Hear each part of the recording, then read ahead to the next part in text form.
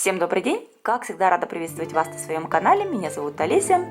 Сегодня предлагаю присоединиться ко мне и приготовить вот такую потрясающую сдобную выпечку. Праздничный рождественский калач с изюмом.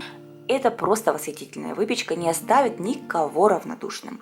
Для приготовления беру 200 мл теплого градусов 30-40 молока, добавляю 1 столовую ложечку сахара из общего количества и 2-3 столовые ложечки муки из общего количества.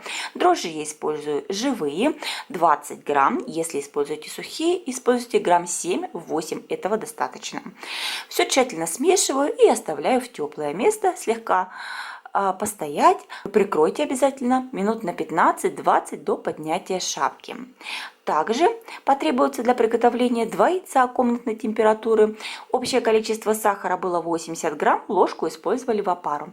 50 мл растопленного сливочного масла, чайная ложечка с горкой меда, 10 грамм ванильного сахара для ароматизации, пол чайной ложечки соли, и я еще использую ароматный алкоголь, столовая ложка рома либо коньяка. В данном случае у меня коньяк. Это очень улучшает выпечку. Во-первых, аромат, во-вторых, дополнительное разрыхление. Мука у меня уже была просеяна, просто добавляю соль и перемешиваю. Нужно подготовить сдобную смесь. Беру яйца, желательно, чтобы они были тепленькие, сахар, ванильный сахар, вливаю тепленькое же сливочное масло, добавляю мед и все тщательно перемешиваю венчиком. Да, не забудьте про алкоголь, если будете его использовать. Мне очень нравится. Это придает такую праздничность, торжественность, пышность, воздушность выпечки. Ну, плюс и аромат, конечно же. Структура тоже будет очень хорошая у сдобы, у мякиша. Сдоба готова, опара подошла, она у меня постояла в теплом месте 20 минут.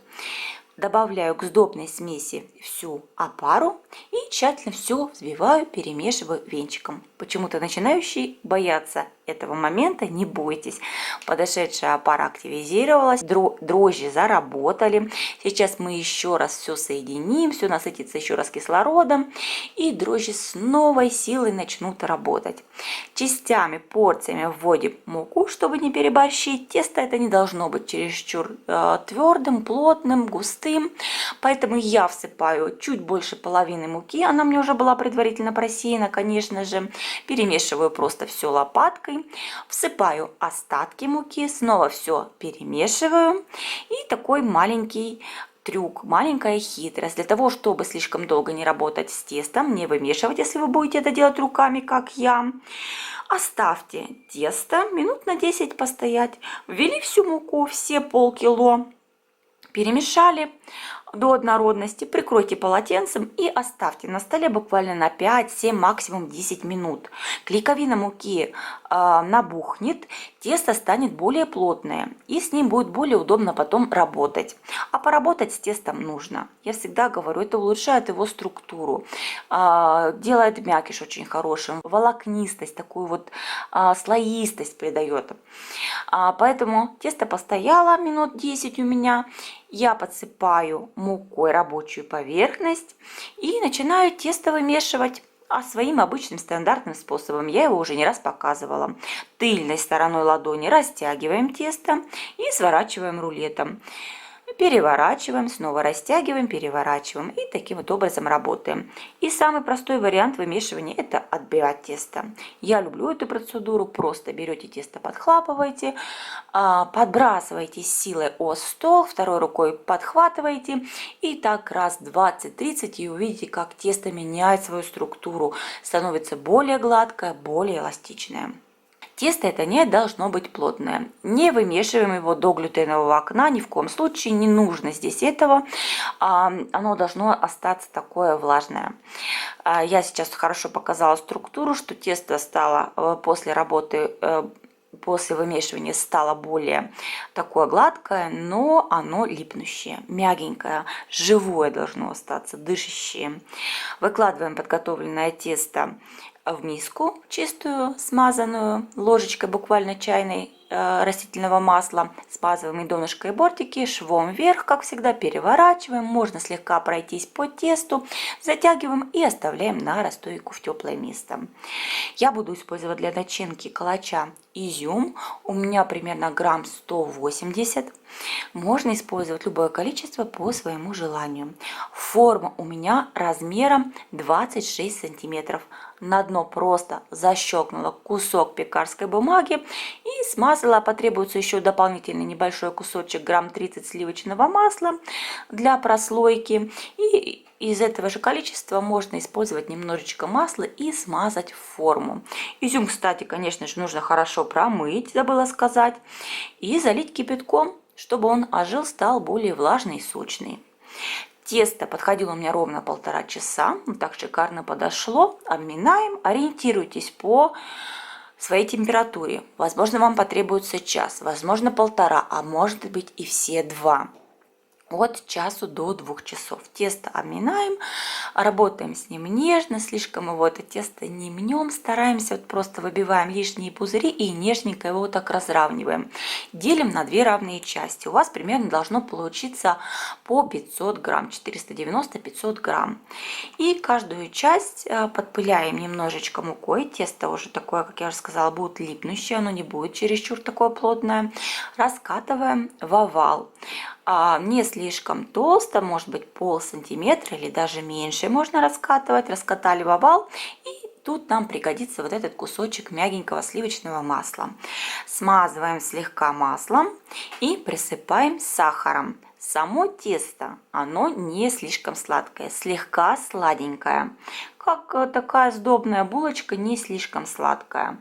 Поэтому вы можете использовать по вкусу в начинку сахара. Я не использую немножечко, совсем чуть-чуть. Смешала 1 столовую ложку сахара и немного ванильного сахара. Присыпала, выкладываю половину изюма. Изюм я предварительно промыла, запарила, отжала, удалила все какие-то хвостики ненужные, конечно же, и просушила при помощи бумажных полотенец. Сворачиваем рулет, подщипываем. Можно уже готовый рулет подкатать, сделать его более ровненьким.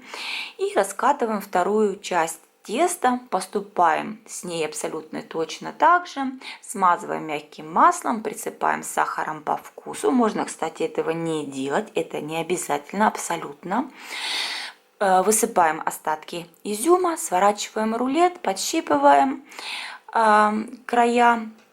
И у нас получилось 2 заготовки, 2 жгута.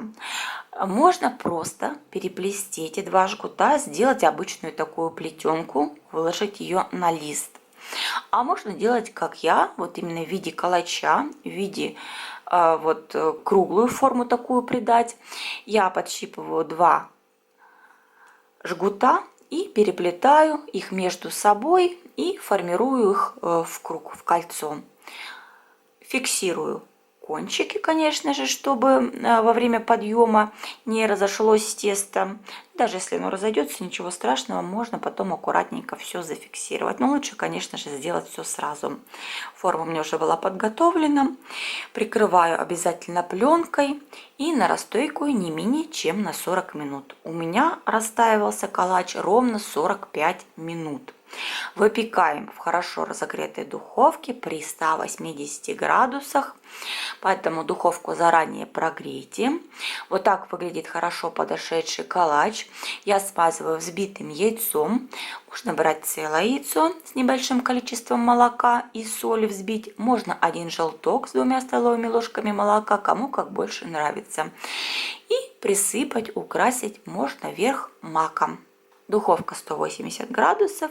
Время выпечки ориентировочно от 35 до 42-45 минут. Проверьте на сухую палочку.